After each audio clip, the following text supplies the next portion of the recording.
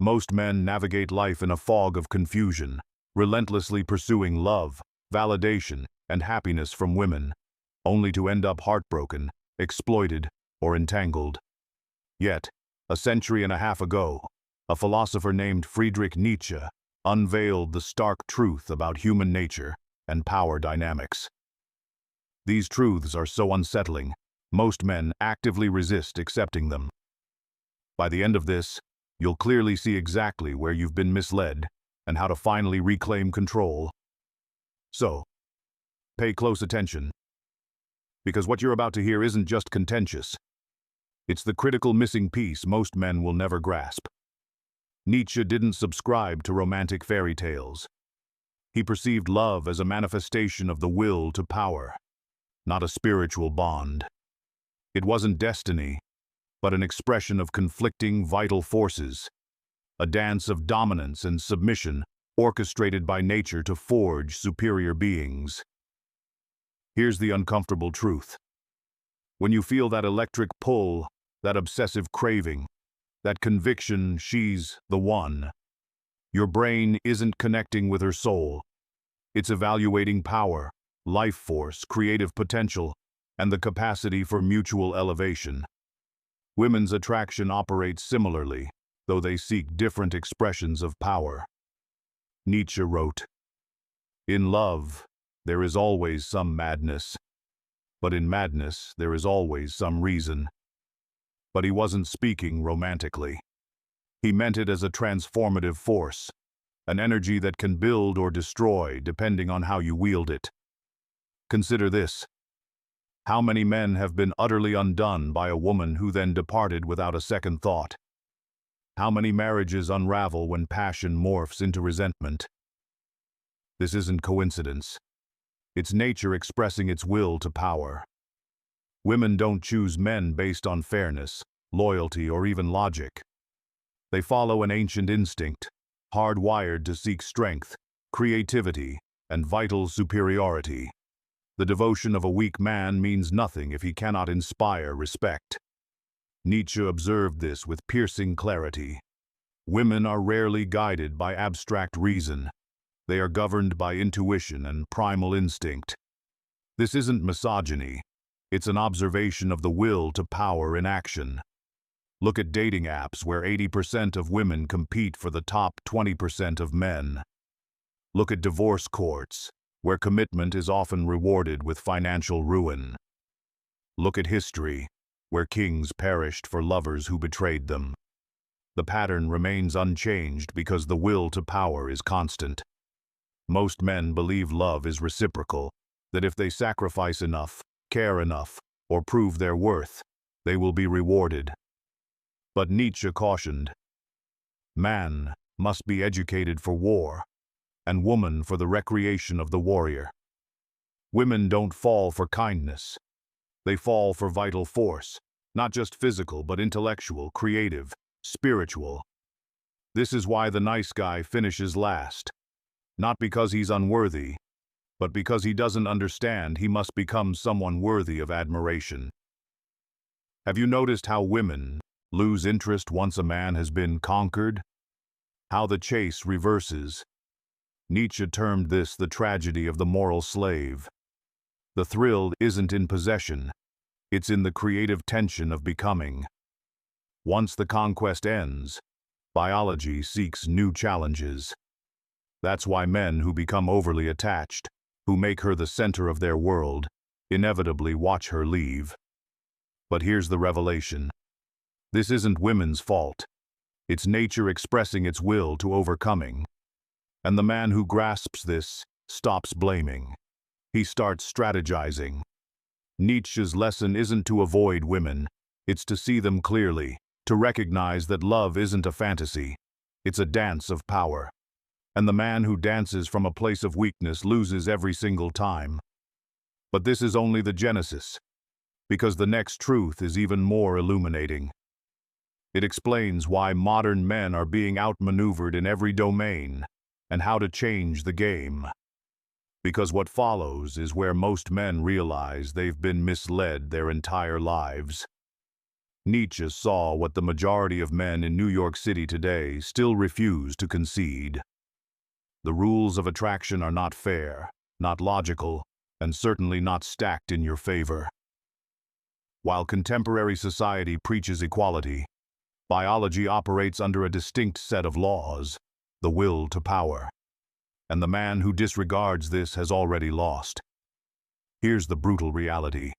Women possess the ultimate leverage in relationships, not because they are cruel, but because nature designed them as selectors of superior value. From the moment puberty strikes, a woman's value in the mating market peaks, while a man's must be painstakingly forged through struggle, creation, and self-overcoming. Nietzsche stated unequivocally, "Woman learns to hate in proportion as she forgets how to charm." He wasn't insulting them. He was highlighting an evolutionary truth. A woman's youth and beauty are her initial currency, and she instinctively understands how to invest it. But Nietzsche delved deeper. He saw that both men, Marcus Reed, voiceover, smooth and authoritative, addressing the camera directly in a modern, sleek seminar room. The average man today is drowning in a sea of contradictions. He's told to embrace emotional vulnerability, yet women instinctively seek creative dominance.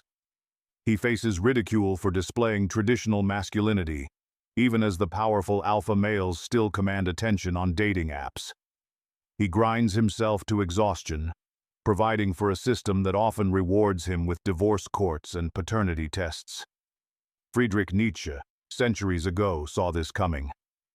The man who has no music in himself and is not moved by the harmony of sweet sounds is fit for treasons, stratagems, and spoils. But here's where the situation becomes truly perilous. Modern women haven't just embraced their power. They've weaponized it. Social media has transformed attention into an economy, and the average man is its unpaid laborer. He fawns, he orbits, he desperately competes for meager crumbs of validation from women who will never commit to him. Why? Because he's been sold a lie. That devotion alone is enough. Nietzsche perceived this trap long before the advent of dating apps. In women, love is clear and total. In men, it can be deep, but its surface is turbid. This might sound harsh until you grasp its true meaning. Female love is instinctive and all-encompassing, yet it's intricately tied to the perception of value. A man isn't valued for who he is, but for what he can become. The instant he ceases to grow, she resents him. If he stagnates, she replaces him. And modern society actively encourages this. Nietzsche categorized men into two groups: those who create values and those who merely follow them. The reactive man exhausts himself, trying to prove his worth according to external standards. The creative man establishes his own rules and naturally attracts. One begs for loyalty, the other inspires devotion. You see this everywhere. The office worker sacrificing his health for a promotion, hoping it will make his wife respect him again. The gym enthusiast transforming his physique, only to discover women now desire him, but solely for sex, not commitment. The sycophant spending his paycheck on a woman who will ignore him the moment a man of higher creative value appears. These men aren't victims. They are volunteers in their own mediocrity. Yet, Nietzsche didn't just diagnose the problem. He unveiled the solution.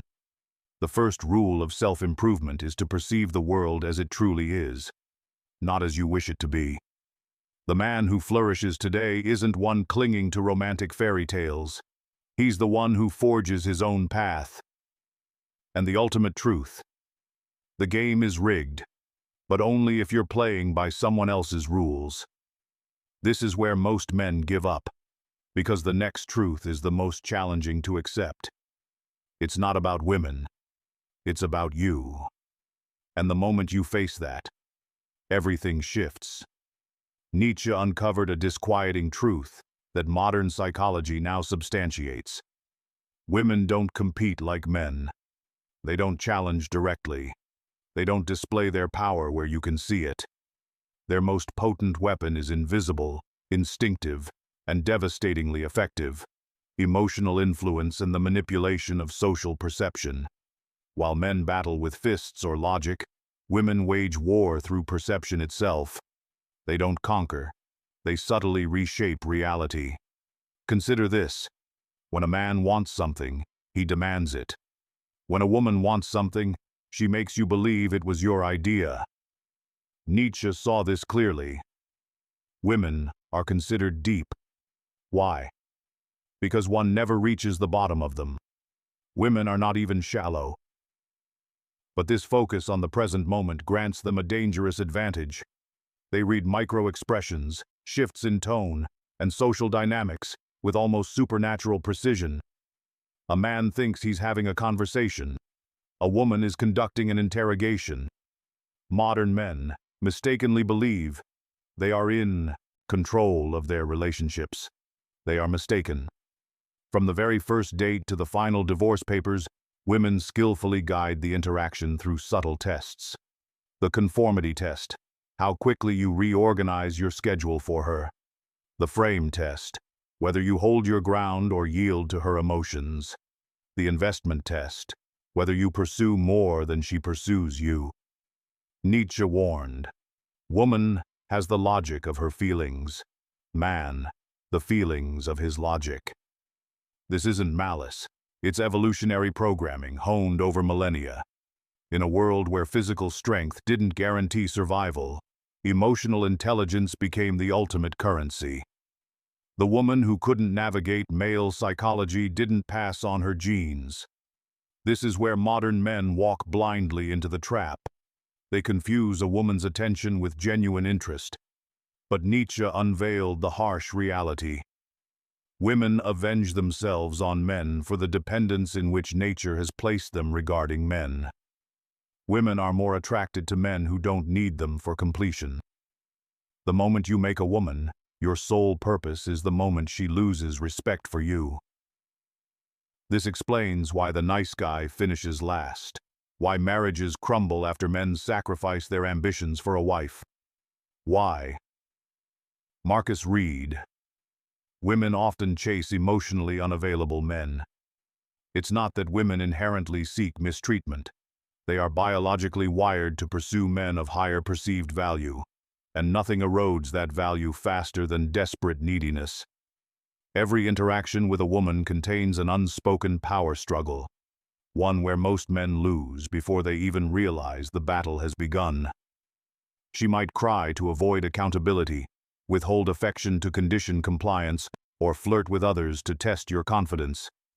Friedrich Nietzsche called this the slave morality in action. Women leverage their perceived vulnerability to control physically stronger adversaries. A man who succumbs to this becomes enslaved. A man who recognizes it becomes unstoppable. But there is profound hope. Nietzsche's most liberating truth states, "He who has a why to live can bear almost any how." The initial stride towards freedom is acknowledging the chains. Once you grasp that feminine nature isn't personal but biological, you cease to take things personally. You stop begging for loyalty and begin to inspire it instead. Now, for the ultimate lesson. The most perilous lies are not those women tell men, but the ones men tell themselves. Nietzsche's most devastating revelation wasn't about women. It was about the cold, unyielding reality of the will to power itself. After exposing the brutal truths of attraction and power dynamics, he offered something far more valuable: the path to self-overcoming. This isn't about defeating women. It's about completely transcending the game through the creation of one's own values. Modern men make a critical error. They believe happiness stems from female validation. Nietzsche saw through that illusion. Man's happiness is, "I will." Woman's happiness is, "He wills." The men who truly thrive are not those who conquer women, but those who conquer themselves. They cultivate a purpose so consuming, so intrinsically rewarding, that female attention becomes a pleasant bonus rather than a life or death necessity. History's most remarkable men, the artists, the inventors, the warriors, were never distracted by the chase. They were too engrossed in building empires of meaning. Here are the three pillars of unshakable masculinity, drawn from Nietzschean philosophy. Creative sovereignty. Nietzsche warned that, without music, life would be a mistake. This isn't just about money, but the freedom that autonomous creation guarantees. The man who controls his creative capacity controls his destiny. Next, philosophical depth. Most men live on autopilot, merely adopting inherited values. The exceptional man cultivates a mind sharp enough to forge his own values. He reads, debates, and thinks for himself, thus crafting his unique moral compass. Finally, physical mastery. The body is not merely a tool for attraction, it's the vessel of your will to power. Weakness here breeds weakness everywhere else. A healthy body is a room for the soul, a sick body, a prison. This is where Nietzsche's wisdom becomes truly revolutionary. Become what you are. This isn't pessimism, it's transformative realism. The modern man who ceases to beg for love, approval, or even justice suddenly finds these things gravitating towards him. Why? Because he has removed himself from the desperate masses. He has become the prize. The battle between men and women isn't personal. It's a biological theater unfolding over millennia. Yet, the superior man can transcend it. The man who awakens to this stops blaming and starts evolving.